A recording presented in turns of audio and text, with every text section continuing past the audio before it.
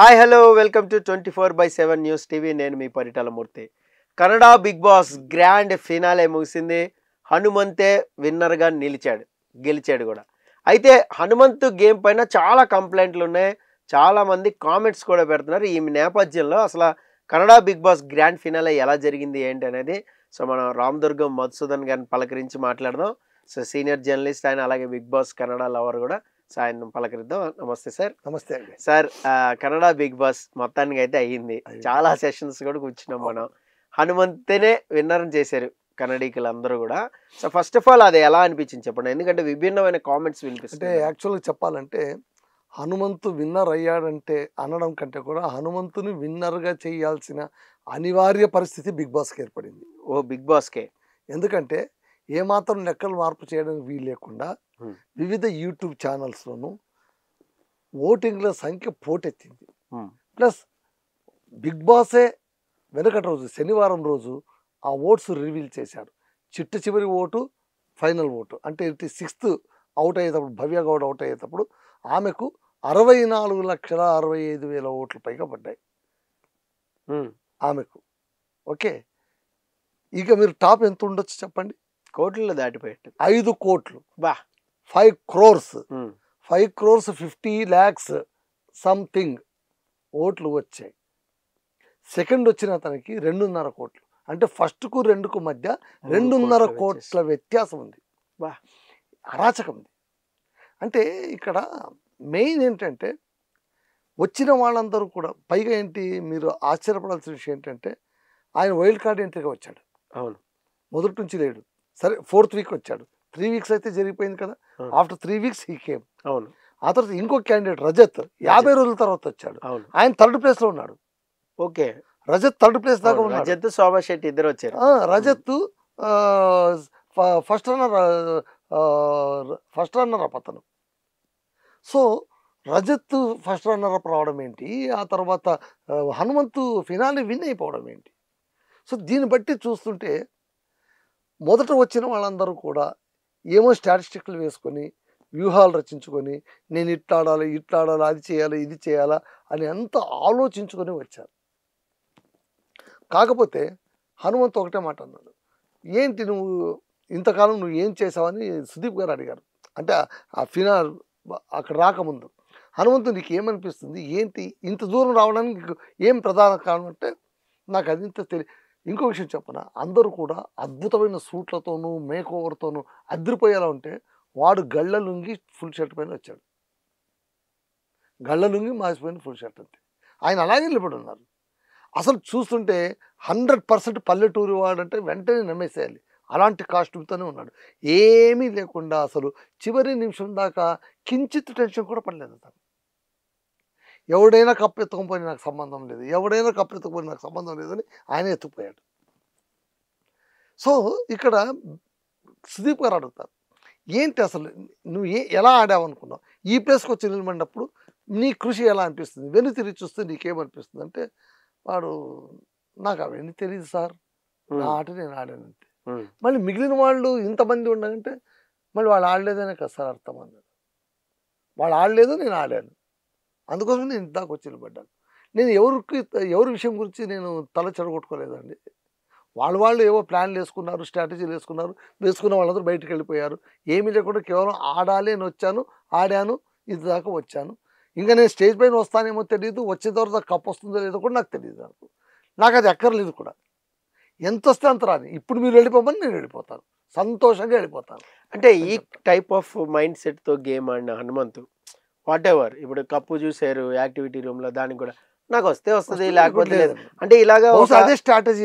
ఒక భావనలో ఉన్న పర్సన్కి సో జనాలందరూ కూడా ఓటేసి కప్పు ఇవ్వడం అనేది కరెక్టేనా అంటారా? జనాలు చూసింది ఏంటంటే ఇతని సరళత, ఇతని ముగ్ధత అండ్ ప్లెయిన్నెస్. నటన అనేది ఎవరు కనిపించదు, ఎవరికి నటన అనిపించదు. కారణం ఏంటంటే ఇప్పుడు బిగ్ బాస్ హౌస్లోన 1 రోజు నటించవచ్చు, 2 రోజులు నటించవచ్చు, కానీ 100 రోజులు ఎవరు నటించలేరు. అవును, ఎక్కడో ఖచ్చితంగా అవుతాం. ఇతను ఆ 100 రోజులు స్ట్రాటజిక్ గా నటించడేమో నటించలేదు. ఎందుకంటే అతను చాలా సందర్భంలో తన ఫ్రెండ్, ఇప్పుడు ఇంకొక విషయం ఏంటంటే ధనరాజ్తో చాలా క్లోజ్ ఫ్రెండ్ అతను. బిగ్ బాస్ హౌస్లోనే క్లోజ్గా ఉండింది కేవలం ఒక వ్యక్తితోనే క్లోజ్గా ఉన్నాడు అతను, ధనరాజ్తో కూర్చొని ఎన్నో కబుర్లు మాట్లాడినాడు. ఏం మాట్లాడినా కూడా తను కుటుంబ విషయాలు మాట్లాడినట్టు ఎక్కడ మనకు ఫోకస్ కాలే. ఆయన మాట్లాడింది ఏంటంటే పైగా ధనరాజే అట్లా వాడట్లా వీడిట్లా నేను స్టాటిస్టిక్స్ చేసుకొస్తే ఎందుకు తలచెడు కొట్టుకుంటావు, నీ ఆట నువ్వు వాడు, వాళ్ళు ఏం ఆడతారో వాడు ఆడుకో. అదే నేను అదే అంటే కైండ్ ఆఫ్ యాటిట్యూడ్ ఉన్న అంటే వ్యక్తిని ఇది కూడా జనాలు కావాలి. నెత్తి మీద ఎలా పెట్టుకున్నారు అనేది జనాలు question. నెత్తిన పెట్టుకుంది ఏంటంటే వీళ్ళు ఆడుతున్న స్టాటిస్టిక్స్, వీళ్ళు ఆడుతున్నటువంటి రాజకీయాలు చూసిన ఆ గుంపులోన ఆ గుంపులో ఏమీ రాజకీయం చేయని వాడు చాలా సరళంగా ముగ్ధంగా కనిపించాడు వాళ్ళకి. అదే అరే ఇంత ప్లేయర్గా ఉన్నాడు కదా అని నమ్మి ఓటేస్తారు అనమాట. ఏమీ కల్మషం లేదు, స్ట్రైట్ ఫార్వర్డ్. పైగా ఏంటి, ఎవరితోనైనా డైరెక్ట్. ధనరాజునే 2 సార్లు నామినేట్ చేశారు, 3 సార్లు నామినేట్ చేశారు. చిన్నప్పుడు ఆ. శోభా శెట్టిని శోభా కూడా చేసి శెట్టి షాక్ ఇచ్చాడు. షాక్ ఇచ్చాడు. ఆ తర్వాత రజిత్ అన్నాడు, త్రివిక్రమ్ అన్నాడు, ఆ రంగు పైన పడినప్పుడు ఈ రంగు సాక్షిగా నా ఆట ఇప్పుడు మొదలవుతుంది అన్నప్పుడు పక్కన కూర్చున్న హనుమంతుని అడిగారు సుదీప్ గారు, నువ్వేమంటావు అంటే, నా ఆట ఎప్పుడో మొదలైపోయింది, వీళ్ళకి ఇప్పుడు తెలిసింది అంతే అని. అది కరెక్ట్. అది వచ్చిన రోజు నుంచి ఆట మొదలు. వాడు నిన్న ఇంకో మాట కూడా అన్నారు ఆయన, ఎవరు, హనుమంత్ గారు. ఆయన ఏమన్నారంటే, అసలు బిగ్ బాస్ హౌస్కు నేను ఎలా వచ్చానో నాకే తెలియదు, నా దోస్తులు ఫోర్స్ చేసి నన్ను లోపలికి పంపించారు. పంపించే ముందు కూడా సుదీప్ గారు నన్ను కలవట్లేదు, నేను రాను అని నేను మొండికేసాను, ఏడ్చాను కూడా నేను. ఎందుకంటే వైల్డ్ కార్డ్ ఎంట్రీ కాబట్టి వచ్చేసాను నేరుగా. సుదీప్ గారితో కలిసి ఆయన లోపలికి పంపించడం ఇలాంటివన్నీ ఏం లేదు. అది అతనికి చాలా వెల్తిగా ఉండిందంట. నిన్న రివీల్ చేస్తారు. అసలు నేను రావడమే నాకు సమాధానం లేదు, నేను ఏడ్చాను. అదేంటది, సుదీప్ సార్ నన్ను పంపించాలి కదా, నన్ను ఒక్కడే ఊరికి దొంగలాగా వచ్చేయమంటే నేను ఎట్లా వస్తాను, నేను రాను అని ఏడ్చాను. కానీ నా దోస్త నిర్ణయం కూడా తీసుకున్నానంట, నేను వెళ్ళకూడదు అని. నేను అట్లయితే వెళ్ళకూడదు అని. కానీ దోస్తులందరూ కూడా ఇది ఒక మంచి ఛాన్స్, దీన్ని పోగొట్టుకోవద్దు, నువ్వు కప్పు గ్యారెంటీ గెలుస్తావు, వెళ్ళు అని పంపించారు. వాడు కప్పు గెలుస్తామని చెప్పి పంపించారు. కానీ నేనేదో లోపలికి వచ్చాను. ఇంకోటి ఏంటంటే, వచ్చిన మొదటి రోజు తడబడ్డాడు, సరిగ్గా ఆడలే, కంగారు పడిపోయారు, తలనొప్పి వచ్చేసింది. ఆయన వచ్చిన మొదటి రోజే రేటింగ్స్ పెట్టమన్నారు. ఫస్ట్ నుంచి 13 దాకా 14 దాకా నంబర్లు పెట్టమన్నారు, ఎవరెవరు ఏ పొజిషన్ అని. ఆయన నంబర్ ఇస్తే కనుక అందరూ బండ బూతులు తిట్టారు. దాన్ని తిట్టడం బుర్ర తిరిగిపోయింది.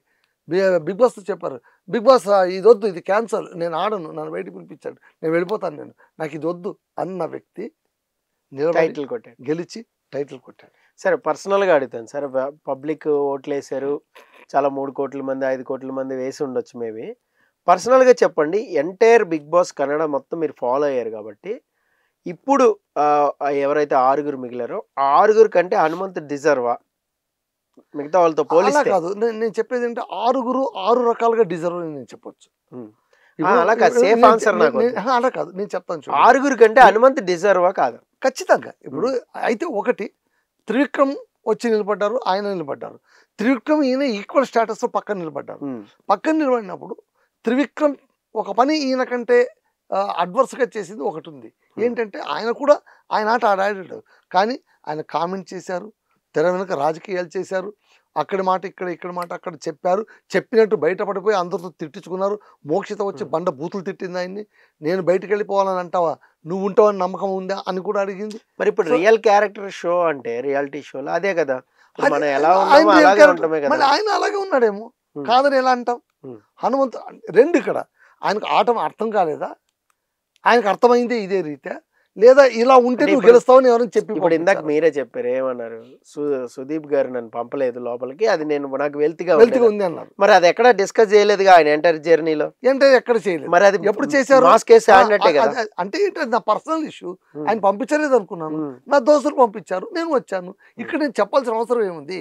ఏ విషయాన్నైనా ఆయన చాలా ఈజీగా దాటేస్తారు. తన పర్సనల్ సేఫ్ గేమ్ ఏమో అంటున్నా, అంటే అనవసరం ఉంది. సేఫ్ కంటే కూడా అనవసరం. ఇక్కడ నేను వచ్చింది ఎందుకు, ఆడడానికి. నా సొంత విషయం, వీళ్ళంతా కూడా తమ ఫ్రెండ్షిప్ గురించి, తమ లవ్ ట్రాక్ల గురించి. ఇప్పుడు అంతెందుకండి, మీకు కప్పు ఎందుకు కావాలి అని అక్కడున్న కొంతమందిని అడిగినప్పుడు ప్రతి ఒక్కరు కూడా మా నాన్న కళ, మా అమ్మ కళ, నా దోస్తాని కళ, నా జీవిత కళ, అలా ఇలా అంతా అంటే అతను ఒకటే మాట అన్నారు, హనుమంత్. మరి నీ మాట చెప్పండి అంటే, నాకు అవన్నీ తెలియదు సార్, నేను బాగా ఆడుతున్నాను, నాకు కప్పు కావాలంటే. నాకు ఆ కళ ఈ కళ ఏ కళ కాదు. ఇంకా ఒకటి చెప్పాలంటే, ఆయన కప్పు కొట్టింది కూడా పెళ్లి చేసుకోవాలని. ఆయనకు గర్ల్ ఫ్రెండ్ ఉంది, ప్రేమించుకున్నారు ఇద్దరు. కానీ ఇంటి పెద్దలు అడ్డు చెప్పారు వద్దు అని. కప్పు గెలుచుకొని వస్తే ఆ ఫేమ్తో నన్ను పెళ్లి చేస్తారేమో అనుకుని మరి అదే చెప్పొచ్చుగా, చెప్పలేదంటే అది సేఫ్ గేమే కదా. వచ్చినప్పుడు చెప్పారు. నేను అడిగేది అదే. తల్లిదండ్రులు వచ్చారు. తల్లిదండ్రులు వచ్చినప్పుడు ఫ్రెండ్ ఆమె గర్ల్ ఫ్రెండ్ గురించి పాటలు పాడాడు, అంతా చేశాడు అతను. పాట కూడా పాడాడు. పాట పాడినప్పుడు ఇంకోటి ఏంటంటే ఆ గౌతమి ఈ బొమ్మ కూడా వేసింది. నీ గర్ల్ ఫ్రెండ్ ఎలా ఉంటుందని బొమ్మ కూడా వేసింది. వేస్తే ఆమెతో అన్నాడు, అంతా బాగుంది కానీ పళ్ళు మాత్రం నీలాగే ఎక్కువ తక్కువ లేకుండా మంచిగానే ఉంది అని కూడా అన్నాడు. ఈ అనవలసిన చోట అన్నాడు. అన్ని దాచిపెట్టుకోలేదు అతను. అతను ఏంటంటే ఆటకు అడ్డం వచ్చే విషయాలు ఏవి ఆయన పట్టించుకోలేదు. ఓకే, ఆట ఆడాడు. ఆటతో పాటు ఎమోషన్ ఎంత ఇవ్వాలో అంత ఇచ్చాడు. మళ్ళీ తన దోస్తు వెళ్ళిపోయినప్పుడు బాధపడ్డాడు కొద్దిగా. ఆ తర్వాత మోక్షిత అడిగింది ఆయన, ధనరాజు బయటకు వెళ్ళిపోయినప్పుడు పక్కన కూర్చున్నప్పుడు మంజు ఆమె కూర్చున్నప్పుడు ఒక మాట అంటుంది ఆమె, హనుమంతన్న ధనరాజు పోయిన తర్వాత నుంచి లోన్లీ అయిపోయారు, ఎవరితోనూ మాట్లాడలేదు అంటే తల ఉంచుకుని ఒకటే మాట అంటారు. అలాంటిది ఏం లేదన్నాడు. అలాంటిది ఎందుకు ఉంటుంది, ఆయన సరిగా ఆడలేదు, ఆయన పోయింది, ఆయన పోయాడు, ఆయన పోయినాడని నేను ఎందుకు బాధపడాలి, ఎవరాట వాళ్ళదే అక్క అన్నాడు. ఎవరాట వాళ్ళదే. పైగా సుదీప్ గారు ప్రతి వీకెండ్ సెషన్లో కూడా మీ ఆట మీరు ఆడండి, బంధుత్వాలు పెట్టుకోవద్దండి, అది మీ గేమ్కి అడ్డం వస్తుంది, మీకు అర్థం కావట్లేదు. మంజు గురించి చెప్పి చివరి నిమిషంలో కూడా వాళ్ళ నాన్న డ్యాన్స్ చేస్తారు ఆయన కోసం, పర్ఫార్మెన్స్ మంజు కోసం. మంజు తండ్రి పర్ఫార్మెన్స్ ఇస్తారు. అలా ఇస్తున్నప్పుడు సర్ప్రైజ్ అని అడుగుతారు సుదీప్ గారు, ఒక సర్ప్రైజ్ ఉంది మంజు నీకోసం, నీకు దగ్గరగా ఉన్న వాళ్ళు డ్యాన్స్ షో ప్రదర్శిస్తున్నారు, ఎవరో చెప్పు చూద్దామంటే గౌతమి పేరు తీసుకుంటారు. గౌతమి అంటే ఒకటే మాట్లాడతారు, గౌతమికి నీకంటే చాలా విషయాలు బయట ప్రపంచంలో చాలా ఉన్నాయి, ఆమె నిన్ను మర్చిపోకుండా చాలా రోజులైంది, ఇంకా నువ్వు ఆమెను డిస్టర్బ్ చేయొద్దు, వేరే మాట చెప్పు అని అంటారు డైరెక్ట్గా స్టేజ్ పైన ఉండి. సో స్టేజ్ పైన ఉంటే ఆ మాట అంటారు ఆయన. ఆ మాట అన్నప్పుడు అంటే అక్కడ ఏంటంటే స్టక్ అయిపోయిన ఉంటే దాని నుంచి బయట పడట్లేదు మంజు. చివరి నిమిషాలు కూడా గౌతమి అనుకుంటేనే బయటకు వచ్చారు ఆయన. మోక్షిత నాకు ఆమె ఇంకా స్పెషల్ క్యారెక్టర్. మీకు చెప్తాను చూడండి, ఆమెకు ఓటు వల్ల ఫ్యాన్ బేస్ వల్ల అంత దూరం వచ్చింది. ఆమె 4th ప్లేస్ దాకా వచ్చింది. 4th ప్లేస్ దాకా వచ్చినప్పుడు కూడా సుదీప్ గారు అడుగుతారు, ఈ కప్పు నీకు కావాలంటే ఎవరు బయటకు వెళ్తారు, ఎవరు లోపల ఉంటారో చెప్పు అంటే నేను చెప్పలేను. చెప్పు ఎవరు అంటే నేను చెప్పలేను, బహుశా నేనే వెళ్ళొచ్చు అని. అట్లా అనుకుంటారు. బయట వచ్చినాక అంటారు, కనీసం నీకు సెల్ఫ్ అప్రైజింగ్ అని ఉండాలి కదా, నాకు ఆ కప్పు కావాలన్న కోరికనే ఉండాలి కదా, అది కూడా లేదా నీకు అంటారు. ఎలా ఉంటుంది సార్, అంత గట్టిగా ఉన్నారు ముగ్గురు, వాళ్ళ ఆట ముందు నా ఆట ఏమి కాదని నాకే తెలుసు, నేను ఎట్లా కోరుకుంటాను, ఇంత దాకా నన్ను ఉంచింది ఎక్కువ. అందుకే ఆమె నువ్వు 4th ప్లేస్ నుంచి బయటకు రప్పించినప్పుడు నవ్వుతూ వచ్చేసామనింది. I'm happy what I'm having. అసలు ఇంత దాకా వస్తానని నేను అనుకునే లేదు. బయట ఉన్న వాళ్ళందరూ కూడా ఎవరు బయటికి రావాలంటే మోక్షిత బయటికి రావాలని అన్నారు అందరు. త్రివిక్రమ్ కూడా అన్నారు, అసలు ఆమె ఈ పొజిషన్కి ఎట్లా వచ్చిందో నాకే అర్థం కావట్లేదని. సో అలాంటి వాళ్ళ మధ్య రజిత్ బాగానే ఆడాడు. మళ్ళీ రజిత్ ఏంటి దుందుడుకుతనం, రజిత్ కూడా అదే అన్నారు, నేను వైల్డ్ కార్డ్గా వచ్చాను. మొట్టమొదటి అక్కడ మాట వచ్చింది, 50 రోజుల తర్వాత వచ్చావు నువ్వేం చేస్తావంటే 50 రోజుల తర్వాత వచ్చాను, ఇక్కడ ఉన్న వాళ్ళందరినీ పంపించే నేను బయటకు వెళ్తాను అన్న. అవును, అప్పట్లో. సో అలాగా ఒక్కొక్కరిది ఒక్కొక్క క్యారెక్టర్ ఉన్నప్పుడు స్ట్రాంగ్గా ఉన్న వాళ్ళే నిలబడ్డారు, అదైతే వాస్తవం. హనుమంత్ ఎవరికి కనిపించనంత స్ట్రాంగ్ అని మొన్న మనకు అర్థమైంది.